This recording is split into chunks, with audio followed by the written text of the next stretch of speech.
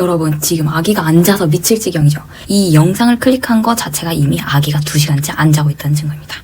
그래서 오늘 영상에서는 신생아가 안 자는 주요 원인 그리고 장기적인 수면 개선 방법, 신생아 수면의 특징을 이해하는 3개의 큰 카테고리로 이야기를 드리려고 하는데요. 신생아가 안 자는 이유는 딱 3가지뿐이에요. 첫째, 수유텀 설정을 잘못했습니다. 두 번째, 과자극 상태입니다. 세 번째, 낮잠 타이밍을 놓쳤습니다. 왜 그런지 어떻게 해결하는지 이번 영상에서 완벽하게 말씀드릴게요. 지금부터 드릴 정보 하나만으로도 여러분의 밤이 180도 바뀝니다. 수유텀, 다들 3시간 간격이라 배웠죠? 신생아 수유텀은 3시간 정도가 평균이다. 이게 바로 함정입니다. 저도 처음에 무조건 3시간 간격을 지켜야 한다고 생각했어요. 육아책이나 인터넷 검색, 선배들의 조언, 대부분 3시간 간격을 이야기하더라고요. 그런데 우리 아기는 밤에 계속 왜 깨는 걸까요? 그리고 왜 다른 아기들은 잘 자는데 우리 아기만 안 자는 걸까요? 사실 낮에는 오히려 수유텀을 3시간이 아니라 2시간에서 2시간 반 사이로 줄여야 됩니다. 참, 신생아 때는 4시간 이상 공복을 만들지 않아요. 왜냐면 탈수 방지를 위해서 하거든요. 그래서 여러분이 낮 시간 동안에 2시간에서 2시간 반 사이로 수유텀을 지켜야 되는데, 이렇게 하면 어떻게 될까요? 놀랍게도 밤에는 아기가 더 자연스럽게 길게 자요. 처음 들으면 말도 안 되는 것 같죠? 더 자주 먹이면 밤에 더 잘 잔다니? 이게 어떻게 가능한 걸까요? 실제로 저희 또기는 낮 동안 조리원에서 모유 수유가 주인 혼합 수유를 하느라 배고플 때 자주 수유를 했어요. 조리원.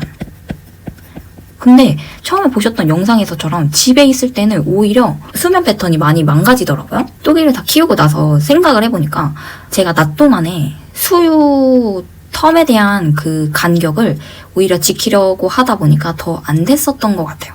그렇게 하다 보니까 그 다음날 수유텀이 더 꼬이더라고요. 낮 시간 동안. 왜냐면 여기 숨겨진 이유가 있어요. 신생아는 태어날 때 생체 리듬이 없어요. 우리가 직접 만들어줘야 하거든요. 이게 정말 중요한 포인트인데요. 많은 부모님들이 놓치고 있어요. 우리는 낮과 밤의 차이를 알지만 갓 태어난 아기는 모릅니다.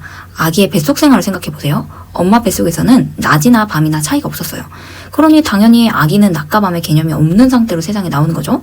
낮에는 자주 먹이고 활동량을 늘리면 밤에 길게 자는 패턴이 형성이 됩니다. 수면 패턴이 한번 깨지다 보니까 계속 줄줄이 패턴들이 망가지더라고요. 그래서 집에 와서 제가 또 초보이다 보니까 3시간 지켜야지라는 생각에 수유 패턴 간격을 조절해 보려고 했는데요. 이상하게 수면 패턴이 흐트러지다 못해 엉켜버린 모습을 보이더라고요.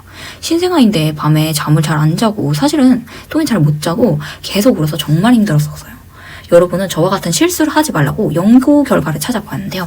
이거 실제로 통한다고 합니다. 신생아 수면에 대해서 보면은 영국 영유아 수면협회의 연구 결과에 따르면 신생아 같은 경우는 낮과 밤의 수유 간격을 다르게 설정하는 것이 생체 리듬 형성에 필수적이라고 합니다.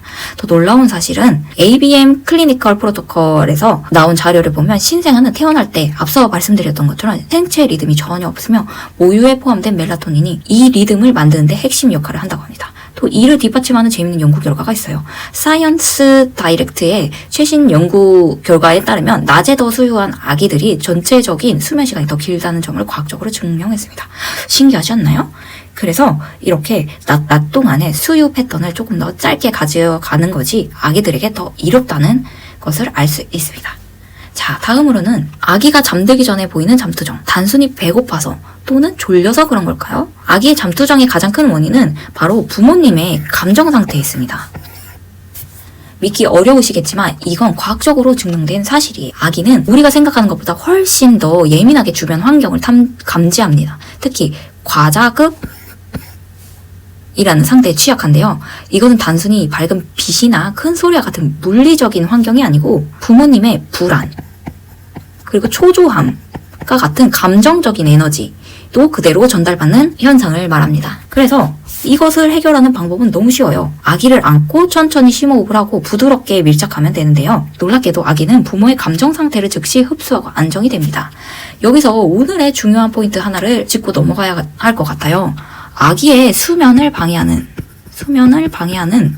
최대 원인은 어쩌면 부모님의 불안일 수 있다는 겁니다. 하버드 의대 소아과 전문의 하비카프 박사의 연구에 따르면 신생아는 부모의 스트레스 호르몬 코르티솔에 민감하게 반응합니다. 실제로 산후 불안 상태의 엄마들의 아기들이 수면 장애를 더 많이 보인다는 연구 결과가 있어요. 또 스킨십은 아기의 옥시토신 분비를 촉진해 수면의 질을 높입니다. 이제 아기의 잠투정을 단순히 고집이나 기질 탓으로 돌리지 마시고 혹시 내 마음 상태가 아기에게 어떤 영향을 주고 있는지 한번 생각해 보셨으면 합니다. 다음으로 말씀드릴 거는 낮잠 타이밍인데요. 낮잠 타이밍을 놓치지 않는 법. 이거 참 궁금하시죠? 낮잠 타이밍을 잘 잡으면 아기는 진짜 잘 잡니다. 깨어있는 시간이 60에서 90분을 넘어가면 이미 늦은 거예요. 아기가 눈을 비비고 하품하거나 멍하니 볼 때 바로 재워서 이 타이밍을 놓치면 오히려 피곤해서 더 안 잡니다. 저도 이런 타이밍을 집에서 관리사님이 안 계시는 주말에는 잘 몰라가지고 주말마다 진짜 고생을 했는데요. 관리사님이 계실 때마다 또기는 진짜 안정적으로 수면 패턴 그리고 수유텀도 되게 잘 지켜가면서 지냈었어요. 물론 제가 초반에 수유 패턴이 엉키기 전에 말이죠. 관리사님이 계실 때는 진짜 잘 자는데 왜 엄마 아빠만 있으면 이렇게 안 자는지 저는 진짜 대환장 파티였거든요. 아기가 수면 신호를 보내는데 우리가 못 알아차렸다? 이때부터 아기는 과각선 상태로 빠져들기 시작합니다. 피곤하다고 잠이 오는 게 아니라 오히려 더 예민해지고 못 재는 거죠. 마치 어른들이 밤샘 작업할 때 새벽 3시가 넘어가면 갑자기 정신이 번쩍 드는 것처럼요. 육아 전문가들은 이것을 세컨드 윈드라고 부르는 거거든요. 근데 한국에서는 이 용어가 되게 많이 알려지지 않은 용어고 익숙하지 않은 용어라서 여러분들도 처음 들으시는 분들도 많을 거예요. 그래서 그냥 이런 것이 있다, 그냥 이렇게 지칭한다라고 정도만 알아두시면 좋을 것 같아요. 이 과각성 상태가 되면 아기 재우기는 정말 전쟁이 됩니다. 부모님들 오늘부터 초시계를 꺼내세요. 진심입니다. 세계적인 전문가 트레이시 호그의 이지 육아법을 보면 신생아에 깨어있는 시간 적정 시간 45분에서 90분 정도라고 하더라고요. 길어야 1시간 반 정도라는 거죠. 또 수면 전문가 엘리자베스 판틀리는 연구에서 수면 신호를 놓치면 아기가 과도하게 피로해져서 오히려 잠들기 어려워진다고 강조했어요. 그래서 수면 신호를 발견하자마자 바로 행동해야 한다는 겁니다. 이제 제가 실전에서 터득한 비법을 공개할게요. 아기가 깨어난 순간부터 시계를 확인하세요. 신생아는 45분에서 60분 정도, 그리고 3개월에서 4개월 아기는 60분에서 90분 정도가 지나면 낮잠 레드존에 진입합니다. 그리고 아기의 미세한 수면 신호에 촉각을 세우세요. 눈 비비기, 귀 만지기, 눈 위로 손 올리기, 하품하기, 시선을 피하기. 이런 신호가 보이면 5분 내로 재워야 합니다. 여러분, 낮잠 타이밍 잡기. 이거 진짜 타이밍 싸움입니다. 오늘부터 초시계를 꺼내세요. 그리고 아기의 작은 신호도 놓치지 마세요. 이 작은 습관이 여러분의 육아 생활을 천국으로 만들 수 있습니다. 이번에는 여러분이 장기적인 관점에서 하셔야 하는 행동 2가지를 알려드릴 거예요. 첫 번째는 수면 스위치, 육아계에 숨겨진 비밀 중 하나입니다. 아기가 잠드는 순간에 반복적인 행동을 넣으세요. 귀를 살짝 쓰다듬거나 등을 톡톡 두드려주는 것을 반복하면 아기 몸이 이것을 기억해 잠을 연상하는 스위치로 만듭니다. 한번 만들어두면 정말 편해요. 이 작은 행동 하나로 아기가 빠르게 잠듭니다. 이게 육아 마법이에요. 이것을 모두 행동하기보다는 여러분이 편한 방법을 사용하시면 좋아요. 그리고 되게 재밌는 것도 있더라고요. 아이사랑 놀이터에 갔을 때 발견했던 건데 이 물고기가 파닥파닥거리는 장난감이더라고요.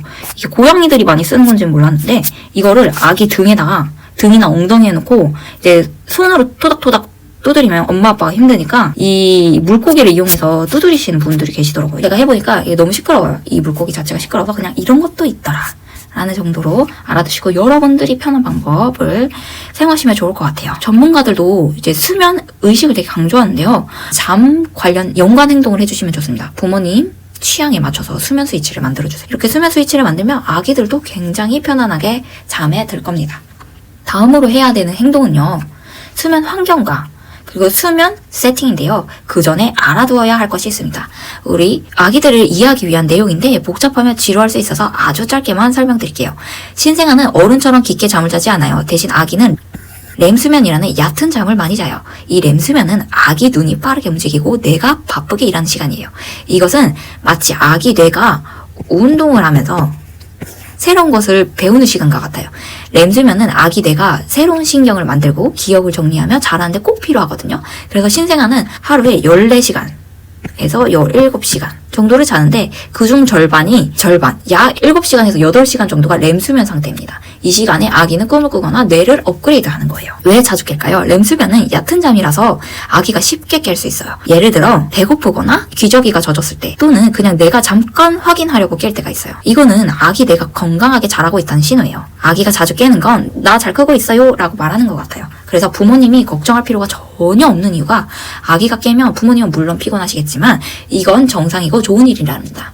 렘 수면 덕분에 아기 뇌는 더 똑똑해지고 나중에 말을 배우거나 문제를 푸는 데 도움을 받아요. 그러니까 아기가 깬다고 막 스트레스 받지 마시고 우리 아기 뇌가 정말 열심히 일하는구나 라고 생각을 하세요. 그래서 비유로 간단하게 말씀을 드리면 렘 수면은 아기의 뇌가 놀이터에서 뛰어노는 시간. 그래서 내가 새로운 놀이를 배우고 그러니까 친구를 만드는 시간이 이 친구는 신경 연결이죠. 신경 연결을 만드는 시간이랍니다. 그리고 아기가 깼다는 것은 놀이터에서 잠깐 휴식 뭐 예를 들어 물을 마시러 오는 것과 같아요. 이제 곧 다시 놀러 간다는 거죠. 그래서 아기가 밤에 자주 깬다면 부모님은 힘들어도 축하하세요. 좀 역설적이죠? 이건 마치 아기 뇌가 건강하게 자라고 있다는 증거랍니다. 렘 수면은 아기 뇌 발달이 필수적이에요. 자주 깬다는 건 뇌가 아주 활발히 일하고 신경 연결을 만들면서 생존을 위해 주변을 체크하는 자연스러운 과정입니다. 따라서 아기는 잘 깰 수밖에 없다는 사실을 인지하시고 부모님이 하셔야 되는 것은 푹 잘 수 있는 수면 환경과 지금 아기가 자야 한다는 인식을 만들어줘야 하는 거예요. 루틴은 목욕, 수유, 잠. 이 정도만 딱 기억하시면 돼요. 온도의 범위는 뭐 22도에서 뭐 20 몇 도, 25도까지, 뭐 24도까지, 뭐 이렇게 왔다 갔다 하더라고요. 습도도 뭐 40도에서 60도까지 왔다 갔다.